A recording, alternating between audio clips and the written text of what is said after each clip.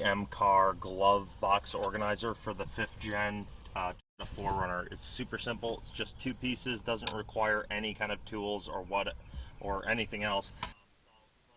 First thing is you're going to empty your glove compartment, obviously. Something to note is this would be a good time to clean or replace your cabin air filter at this time, because once you put the organizer in there, you'll have to remove the organizer to do so. So you can do that then. But the first piece you're going to put in is this. This is the first of 2 pieces. You'll notice there's a diagonal piece here. That's going to go on the bottom, so it's going to orient like this.